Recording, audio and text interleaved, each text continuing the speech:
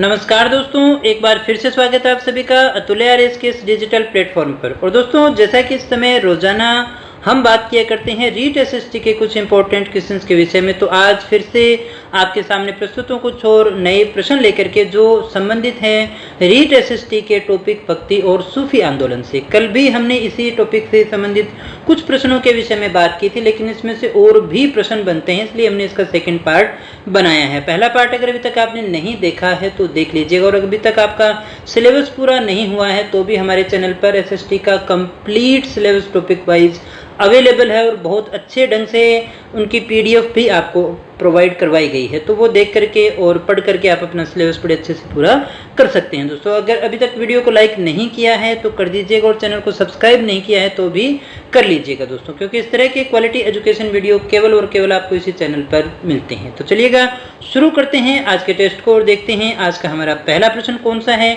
तो दोस्तों, आज का हमारा पहला प्रश्न है, भारत में चिश्तिया सूफी मत को स्थापित किया था, किसके द्वारा किया गया था? ख्वाजा बदरुद्दीन ने, ख्वाजा मोइनुद्दीन ने, शेख अहमद सरहिंदी ने, या फिर शेख बहाउद्दीन जकरिया ने? दोस्तों फटाफट से कमेंट करके बताइएगा। थोड़ा सा ये हार्ड टॉपिक लगता है दोस्तों ना, सूफी आंदोलन के नाम थोड़े से अलग होते हैं, मुश्किल होते हैं, हम दैनिक जीवन में कम सुनते हैं, इसलिए थोड़ी सी दिक्कत भी आती है। जहाँ भक्ति आंदोलन आसान है, ये आपको थोड़ा सा मुश्किल लगता ही लगता है। तो बता दीजिएगा दोस्तों, क्या है हमारा सही आंसर?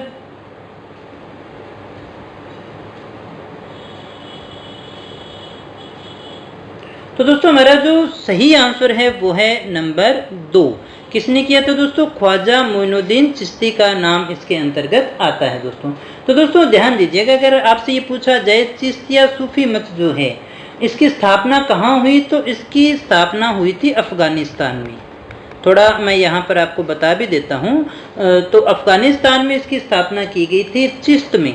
कहाँ की गई थी दोस्तों? चिश्त के अंदर इसकी स्थापना की गई थी, और इसके जो संस्थापक हैं वो माने जाते हैं अबू इसहाक शमी चिश्ती। एक तो ये माने जाते हैं, और इसी के अंदर देखिएगा 2 व्यक्तियों का योगदान अपने मान करके चलते हैं। दूसरे जो इसमें हैं वो हैं इन्हीं के शिष्य थे, ख्वाजा अबू अहमद अब्दाल। तो ये जो थे इनके द्वारा इसकी स्थापना की गई थी दोस्तों। उम्मीद करता हूँ ये बात आपको समझ में आ गई होगी। इनके द्वारा इसकी स्थापना की गई थी, और भारत में सर्वप्रथम जो इसका प्रचार हुआ था तो वो ख्वाजा मोइनुद्दीन चिश्ती के द्वारा ही किया गया था दोस्तों। याद होगा आपको, 12वीं शताब्दी के अंतर्गत मोहम्मद गोरी की सेना के साथ में ये भारत आते हैं दोस्तों, और अपना जो निवास स्थान है वो कहाँ बनाते हैं? अजमेर में। तो अजमेर में रहते हैं, यहीं पर निवास स्थान बनाते हैं। 1236 ईस्वी के अंदर इनकी मृत्यु हो जाती है, और इनके अगर अपने मुख्य शिष्य की बात करें तो वो है कुतुबुद्दीन बख्तियार काकी। कुतुबुद्दीन बख्तियार काकी जो है इनके मुख्य शिष्य हुआ करते थे दोस्तों।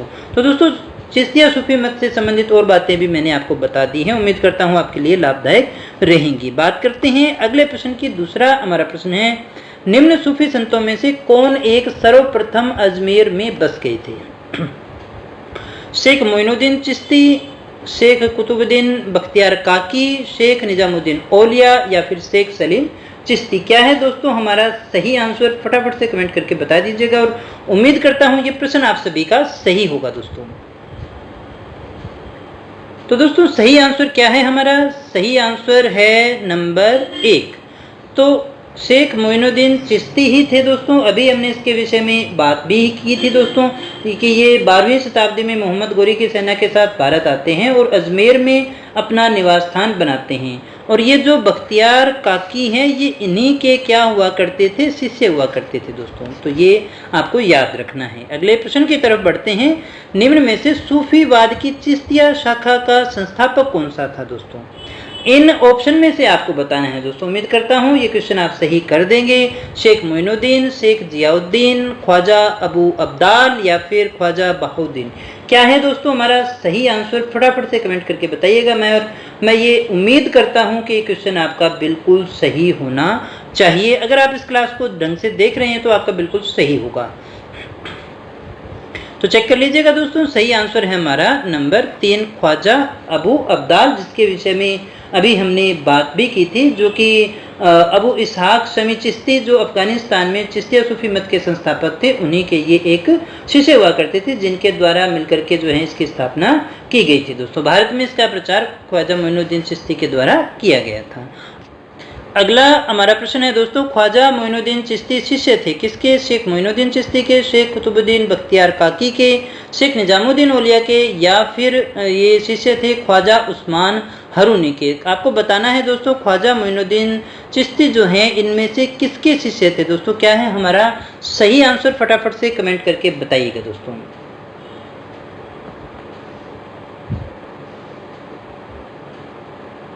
तो दोस्तों सही आंसर है हमारा वो है नंबर 4। क्या है? ख्वाजा उस्मान हरूनी के ये शिष्य हुआ करते थे। तो ख्वाजा मोइनुद्दीन किसके शिष्य थे? इनके। तो दोस्तों यहाँ एक और बात ये भी जान लीजिएगा कि ख्वाजा मोइनुद्दीन चिश्ती जो हैं उनका जन्म हुआ था अफगानिस्तान में। कहाँ हुआ था दोस्तों? अफगानिस्तान में। कहाँ हुआ था? अफगानिस्तान में दोस्तों इनका जन्म होता है, और लगभग हिजरी 530 में, हिजरी 530 की बात करें, और अगर सन की बात करें तो 1136 ईस्वी के अंदर इनका जन्म हुआ था।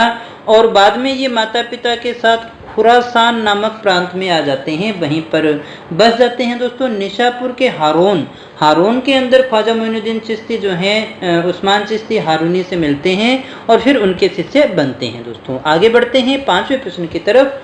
शेख निजामुद्दीन औलिया शिष्य थे, इनमें से आपको बताना है शेख निजामुद्दीन औलिया जो हैं वो किसके शिष्य थे? शेख अलाउद्दीन साबिर के, ख्वाजा मोइनुद्दीन चिश्ती के, बाबा फरीद के, या फिर शेख अहमद सरहिंदी के दोस्तों।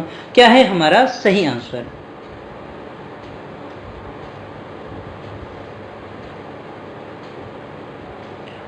तो दोस्तों सही आंसर क्या है? चेक करिएगा, वो है नंबर 3 बाबा फरीद के।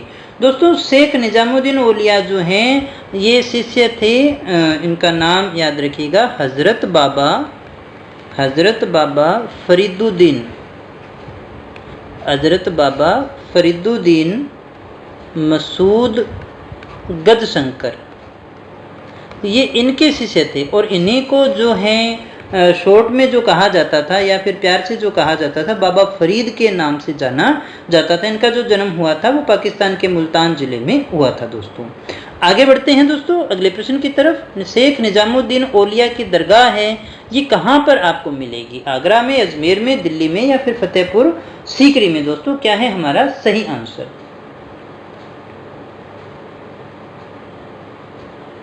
तो दोस्तों सही आंसर क्या है हमारा? वो है नंबर 3। निजामुद्दीन औलिया की जो दरगाह है वो कहाँ है दोस्तों? दिल्ली में आपको मिलती है दोस्तों। बाबा फरीद के 2 महत्वपूर्ण जो शिष्य थे उनमें से एक का नाम निजामुद्दीन औलिया आता है और दूसरा आता है हजरत अलाउद्दीन साबिर। हजरत अलाउद्दीन साबिर इनका दूसरा नाम आता है। ये 2 काफ़ी महत्वपूर्ण है दोस्तों। आगे बात करते हैं अगले प्रश्न की तरफ। जिस सूफी संत की मान्यता थी कि भक्ति संगीत ईश्वर के निकट पहुंचने का एक साधन है, वो कौन है दोस्तों? मोइनुद्दीन चिश्ती, बाबा फरीद, सैयद मोहम्मद गेसुदराज, या फिर शाह आलम बुखारी। इनमें से क्या है दोस्तों? यानी ऐसा सूफी संत जिसकी ये मान्यता थी कि भक्ति संगीत जो है वो ईश्वर के निकट पहुंचने का एक माध्यम है दोस्तों। तो दोस्तों सही आंसर क्या है हमारा? फटाफट से कमेंट करके बता दीजिएगा। तो दोस्तों यहाँ जो हमारा सही आंसर है वो है नंबर 1 मोइनुद्दीन चिश्ती दोस्तों। भारत में चिश्ती सिलसिले की प्रचार का जो श्रेय है वो इन्हें ही जाता है। ये बात आपको अच्छे से याद हो जानी चाहिए। ये देखिएगा दोस्तों, एक और याद रखिएगा, अद्वैतवाद जो है ना उसी के परंपरागत नियमों में विश्वास करते थे और साथ ही साथ ये समा में विश्वास करते थे। और समा को हम कहते हैं संगीत, यानी ये संगीत में विश्वास करते थे। और इनका ये मानना हुआ करता था कि भक्ति संगीत जो है वो ईश्वर के निकट पहुंचने का एक साधन है। आगे बढ़ते हैं अगले प्रश्न की तरफ। कौन चिश्ती सिलसिले से संबंधित नहीं है? इनमें से जो चिश्ती सिलसिले से संबंधित नहीं माना जाता है वो आपको बताना है। ख्वाजा कुतुबुद्दीन बख्तियार काकी है, शेख अब्दुल जिलानी है, शेख मोइनुद्दीन है, या फिर शेख निजामुद्दीन ओलिया है दोस्तों। क्या है हमारा सही आंसर? फटाफट से कमेंट करके बता दीजिएगा। बहुत इंपॉर्टेंट क्वेश्चन है, आरएस की परीक्षा में एक बार ये पूछा भी गया है दोस्तों।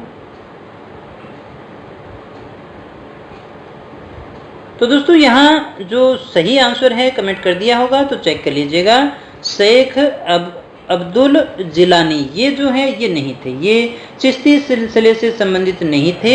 इनका जो संबंध है वो कादरिया संप्रदाय से था। किससे था दोस्तों? कादरिया सिलसिले से इनका संबंध था। बाकी कुतुबुद्दीन बख्तियार काकी, शेख मोइनुद्दीन, शेख निजामुद्दीन औलिया, इन सभी का जो संबंध है वो चिश्तिया शाखा से ही हुआ करता था। आगे बढ़ते हैं अगले प्रश्न की तरफ। तो वो है हमारा, किसे भारत का सादी कहा जाता है? बहुत इंपॉर्टेंट क्वेश्चन है, ये एक बार यूपीएससी की परीक्षा में भी आपसे पूछा गया है दोस्तों। अमीर हसन, अमीर खुसरो, अबू तालिम कलीम या फिर चंद्रभान ब्राह्मण, कौन थे दोस्तों जिन्हें भारत का सादी कहा जाता है दोस्तों?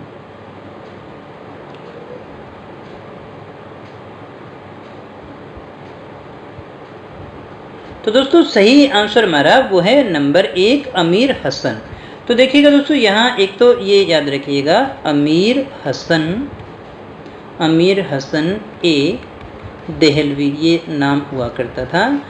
ये जो है उच्च क्वालिटी की गजल के कारण ही इन्हें भारत का सादी जो है वो कहा जाता है। आगे बढ़ते हैं अगले प्रश्न की तरफ। कौन से सुल्तान से निजामुद्दीन औलिया ने भेंट करने से इनकार कर दिया था दोस्तों? आपको बताना है कौन थे वो। जलालुद्दीन खिलजी, अलाउद्दीन खिलजी, गयासुद्दीन खिलजी या फिर मोहम्मद बिन तुगलक दोस्तों?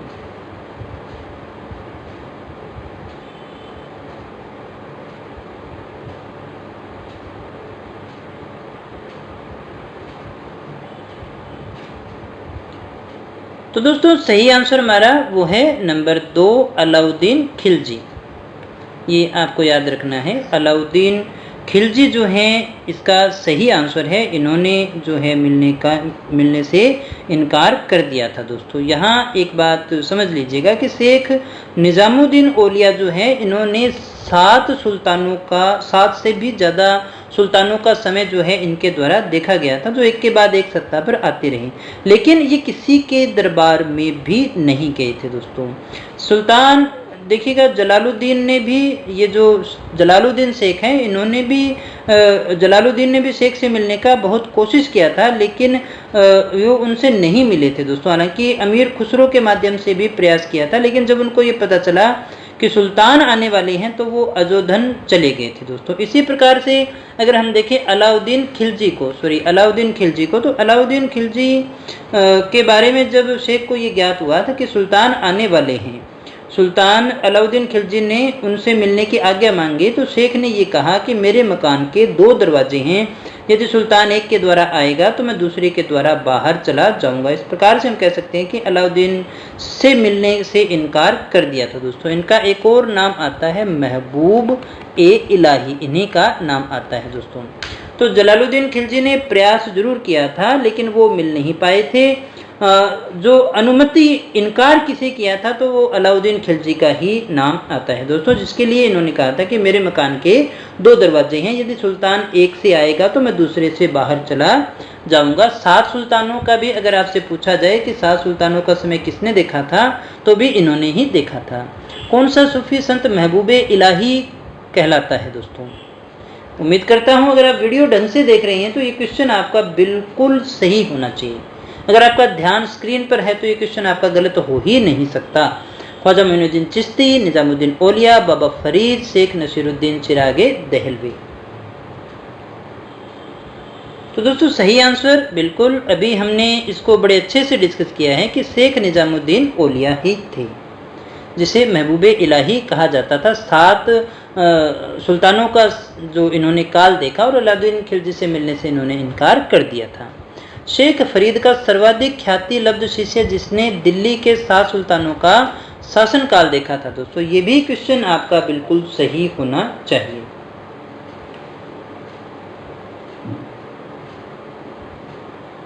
तो दोस्तों सही आंसर हमारा बिल्कुल आपका सही होगा, निजामुद्दीन औलिया ही है। इसके बारे में एक तो बात मैं आपको और बता देता हूँ, जैसा अभी हमने कहा शेख फरीद के ये शिष्य थे निजामुद्दीन औलिया, 7 से अधिक सुल्तानों का काल इन्होंने देखा था। इन्हें हमने कहा था महबूब ए इलाही, और क्या कहा था? महबूब ए इलाही जिसको अर्थ होता है ईश्वर का प्रिय। क्या होता है दोस्तों? ईश्वर का प्रिय। इसके अलावा इसका एक और नाम आता है सुल्तान उल औलिया। सुल्तान उल औलिया भी कहा जाता है, जिसका अर्थ होता है संतों का राजा। संतों का राजा। तो ये बातें आपको याद रखनी है। अगले प्रश्न को देखिएगा।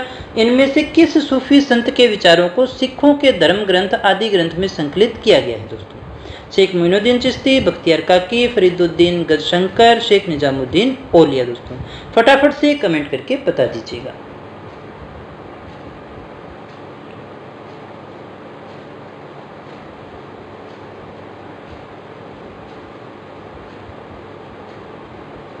तो दोस्तों सही आंसर हमारा बिल्कुल नंबर 3 ही है, फरीदुद्दीन गजे शंकर। कौन सा है दोस्तों? फरीदुद्दीन गज शंकर जो है, जिसे अपने बाबा फरीद के नाम से जानते हैं। ये चिश्ती जो सिलसिला है उसी से संबंधित है, बाबा फरीद के नाम से जाने जाते थे। और इन्हीं के कारण जो चिश्तिया सिलसिले को भारत में काफ़ी ज़्यादा लोकप्रियता मिली थी दोस्तों। सबसे महत्वपूर्ण योगदान इनकी रचनाएं हैं जो गुरु ग्रंथ में शामिल की गई है दोस्तों। और ये कहा जाता है कि ये बलबन जो था ना, बलबन के दामाद थे। कौन थे दोस्तों? बलबन के दामाद हुआ करते थे। तो इन्होंने जो अपना स्थान या फिर अपने क्रियाकलापों का केंद्र था, एक तो था हांसी और एक था अजोधन, इनको बनाया था दोस्तों। आगे बढ़ते हैं। प्रसिद्ध सलीम चिश्ती रहते थे, कहाँ रहते थे दोस्तों? सलीम चिश्ती दिल्ली में रहते थे, अजमेर में, फतेहपुर सीकरी में या फिर लाहौर में दोस्तों?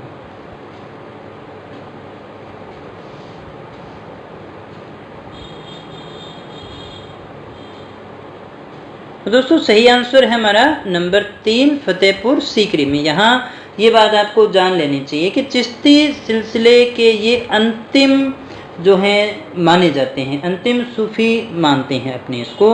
और इनके पिता के नाम की अगर बात करें तो शेख बहाउद्दीन था। इनके पिता का नाम क्या था? शेख बहाउद्दीन था। ये काफ़ी लंबे समय तक अरब में ही रहे और वहाँ पर शेख उल हिंद की उपाधि इन्होंने ग्रहण की थी दोस्तों।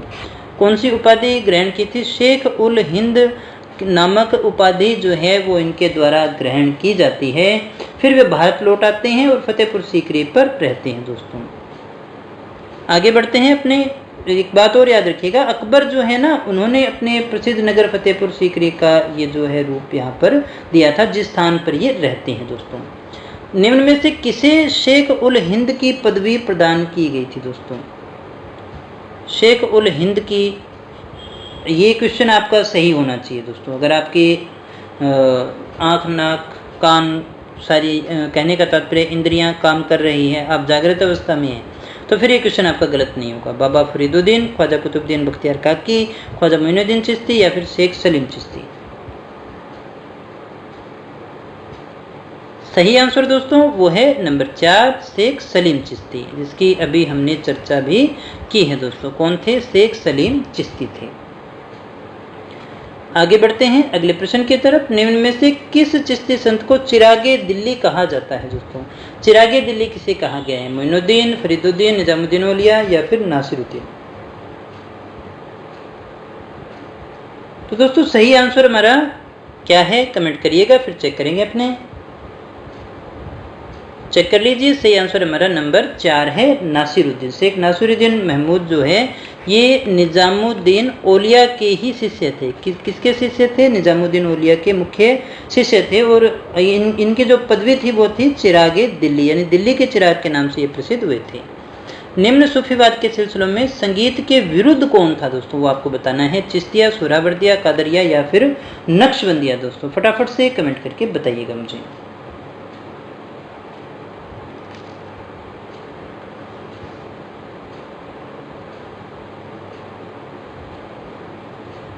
तो दोस्तों सही आंसर है हमारा नंबर 4, नक्शबंदिया। ये देखिएगा सूफियों में सबसे ज़्यादा कट्टरवादी सिलसिला माना जाता है। इसने अकबर की जो उदार नीतियां हैं उसका भी विरोध किया था दोस्तों। लेकिन औरंगजेब जो था वो इसी सूफी सिलसिले का अनुयायी माना जाता है। तो ये भी काफ़ी इम्पोर्टेंट है। और ये सिलसिला यानी समा या फिर जिसे अपने कहते थे मुख्य था, समा का ये विरोध किया करता था। समा यानी कि संगीत का ये विरोध किया करता था। अति कट्टरपंथी सूफी संप्रदाय इनमें से कौन सा था? फटाफट से बता दीजिएगा दोस्तों। चिश्ती, सोहरावर्दी, नक्शबंदी या फिर कादरी? जो सबसे ज्यादा कट्टर था इनमें से। तो दोस्तों सही आंसर है हमारा वो है नंबर 3, नक्शबंदी जो है वो सबसे ज्यादा कट्टर माना जाता है दोस्तों। इसकी जो स्थापना है ख्वाजा बहाउद्दीन नक्शबंद के द्वारा की गई थी दोस्तों। और भारत में इसको लोकप्रिय बनाने का श्रेय किसको जाता है? बाबर को जाता है दोस्तों। आगे बढ़े अगले प्रश्न की तरफ। निम्न में से गलत युग्म का चयन करना है दोस्तों। चिश्ती दिल्ली और दोआब, सोहरावर्दी सिंध, ओलिया मध्य प्रदेश, फिरदौसी बिहार। स्थान से संबंधित है ये प्रश्न।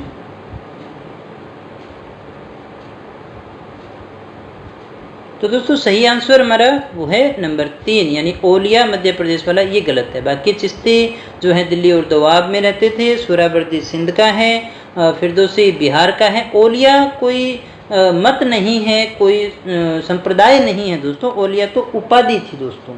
ओलिया क्या है? निजामुद्दीन को मिली हुई उपाधि थी दोस्तों, ये कोई सिलसिला नहीं था। और वैसे निजामुद्दीन औलिया का प्रभाव क्षेत्र जो है वो दिल्ली हुआ करता था दोस्तों। आगे बढ़ते हैं 20वें प्रश्न की तरफ। सूफियों में से किसने कृष्ण को औलिया के रूप में माना था? किसने कृष्ण को औलिया के रूप में माना? फटाफट से बता दीजिएगा दोस्तों। तो दोस्तों सही आंसर है हमारा नंबर 1, शाह मोहम्मद गौस। ये जो है कृष्ण को औलिया के रूप में स्वीकार करते थे और ये सत्तारी सिलसिले से संबंधित थे। सबसे प्रसिद्ध संत इनके माने जाते हैं। हुमायूं और तानसेन से इनका बहुत ही गहरा संबंध माने जाते हैं। सत्तारी जो संत हैं वो हिंदू और मुसलमान के धार्मिक विचारों और रीतियों में समानता दिखाकर उनको निकट लाने का प्रयास करने वाले भी माने जाते हैं। शेख बहाउद्दीन जकारिया किस संप्रदाय से संबंधित है? सोहरावर्दी, ऋषि संप्रदाय, चिश्ती या फिर फिरदौसी? तो दोस्तों सही आंसर क्या है हमारा? चेक करिएगा। वो है नंबर 1, सोहरावर्दी संप्रदाय से। किससे थे? सोहरावर्दी संप्रदाय से। और भारत में सोहरावर्दी संप्रदाय जो है वो बहाउद्दीन जकरिया के द्वारा प्रारंभ किया हुआ माना जाता है दोस्तों। तो यहाँ ये बात याद रखनी है कि इस संप्रदाय के जो संत हैं वो सुखमय जीवन पर बल देते थे दोस्तों। तो ये आपको याद रखना है। धन और संपत्ति को साधना में ये बिल्कुल भी बाधक स्वीकार नहीं करते थे। निम्न में से किसका संबंध सूफीवाद से नहीं है, यानी सूफियों से जुड़ा हुआ शब्द नहीं है? उलेमा, खानकाह, शेख या फिर समा? क्या है दोस्तों सही आंसर हमारा? तो दोस्तों सही आंसर है नंबर 1। उलेमा जो है वो कहा जाता है जो धार्मिक कानूनों के विद्वान हैं उसको कहा जाता है दोस्तों। इसका किसी प्रकार से सूफीवाद से संबंध नहीं है। खानका जो सूफी संतों का निवास होता है उसे कहते हैं। और समा जो है हमने बात की थी, सूफी समारोह का नाम है जिसमें संगीत होता है। और शेख जो है ना, शेख सूफीवाद में शिक्षक और मार्गदर्शक के लिए अधिकृत जो व्यक्ति है उसके लिए इसका प्रयोग होता है दोस्तों। कृष्ण जीवन परक प्रेम वाटिका काव्य की रचना किसने की थी दोस्तों? कृष्ण परक जो प्रेम वाटिका काव्य है उसकी रचना किसके द्वारा की गई थी? बिहारी, सूरदास, रसखान, कबीर? दोस्तों सही आंसर हमारा नंबर 3, रसखान के द्वारा की गई थी। कौन एक भक्ति आंदोलन से जुड़ा हुआ नहीं है दोस्तों? इनमें से आपको बताना है भक्ति आंदोलन से जुड़ा हुआ नहीं है। वल्लभाचार्य, चैतन्य, गुरु नानक या फिर अमीर खुसरो? सही आंसर दोस्तों नंबर 4 है। अमीर खुसरो जो है वो भक्ति आंदोलन से जुड़ा हुआ नहीं था।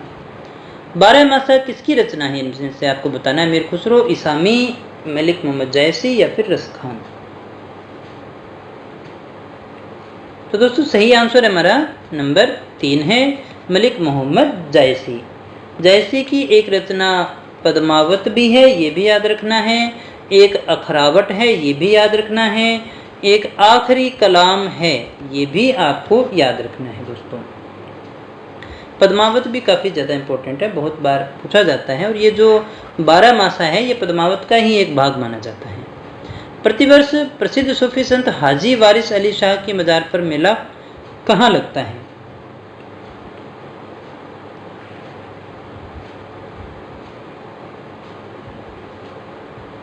सही आंसर है दोस्तों नंबर 3, देवा शरीफ में। कहाँ लगता है? देवा शरीफ में, उत्तर प्रदेश में बाराबंकी के पास में ये रह जाता है। यहाँ हाजी वारिस अली की मज़ार है जहाँ हर साल मेला लगता है। भक्ति मार्गी संत इनमें से नहीं थे दोस्तों, इनमें से हम कहें भक्ति मार्गी संत नहीं माने जाते हैं।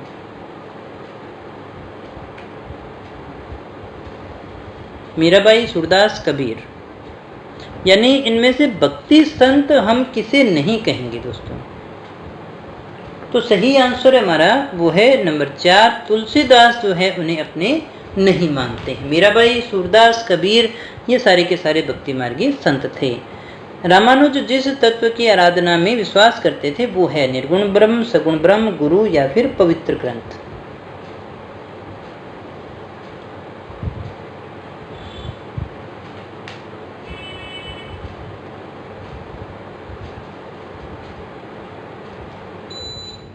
तो दोस्तों सही आंसर हमारा वो है नंबर 2, सगुण ब्रह्म। रामानुज जिस तत्व की आराधना किया करते थे उनका नाम है सगुण ब्रह्म। कबीर ने जोर दिया था, किस पर जोर दिया था दोस्तों? सांप्रदायिक सद्भाव पर, मूर्ति पूजा पर, वर्ण व्यवस्था पर या फिर द्वैतवाद पर? कबीर ने किस पर जोर दिया था दोस्तों? क्या है हमारा सही आंसर? फटाफट से कमेंट करके बता दीजिएगा।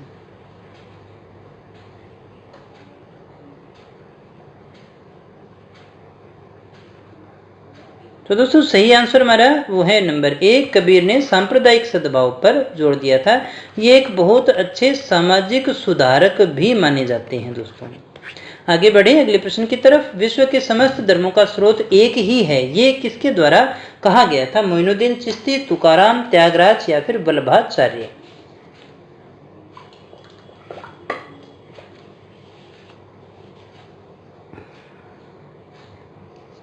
तो दोस्तों सही आंसर हमारा यहाँ वो है नंबर 1, मोइनुद्दीन चिश्ती।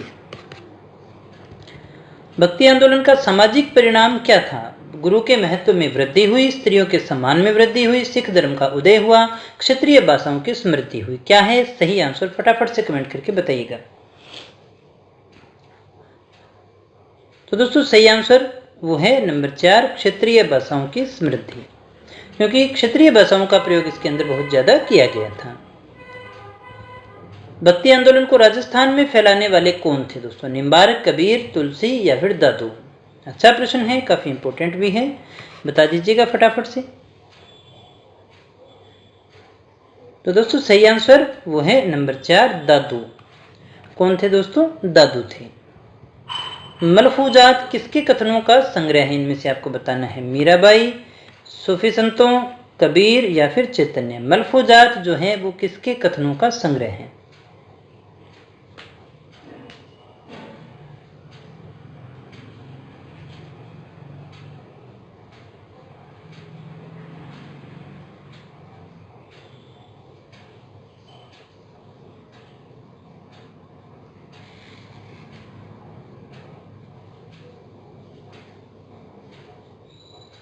तो दोस्तों सही आंसर हमारा वो है नंबर 2, सूफी संतों के कथनों का ये संग्रह है।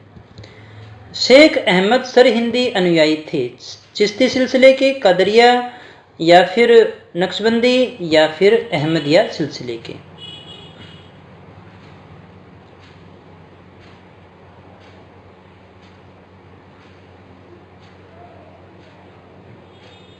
तो दोस्तों सही आंसर हमारा वो है नंबर 3, नक्शबंदी सिलसिले के। आगे बढ़ते हैं। प्रसिद्ध भक्त कवियत्री मीराबाई के पति का नाम था, क्या नाम था दोस्तों? राणा रतन सिंह, राजकुमार भोज, माधव या फिर राणा सांगा? ये रीट के पेपर में एक बार पूछा भी गया है, इस प्रकार के क्वेश्चन आपके आ सकते हैं। तो सही आंसर उम्मीद करता हूँ सभी का सही ही होगा, ये तो राजकुमार भोज थे। बहुत ही आसान प्रश्न था।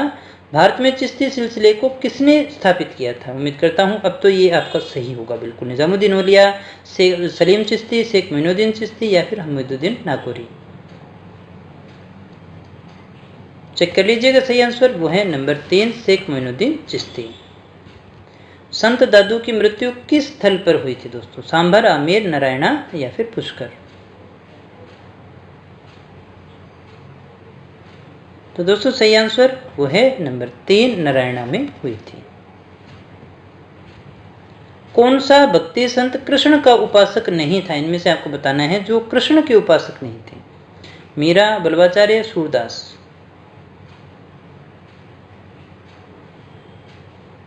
सही आंसर नंबर 1 है रामानंद। सूफी अनुयायियों को क्या कहा जाता था? मुरीद, पीर, वारिस या फिर शेख?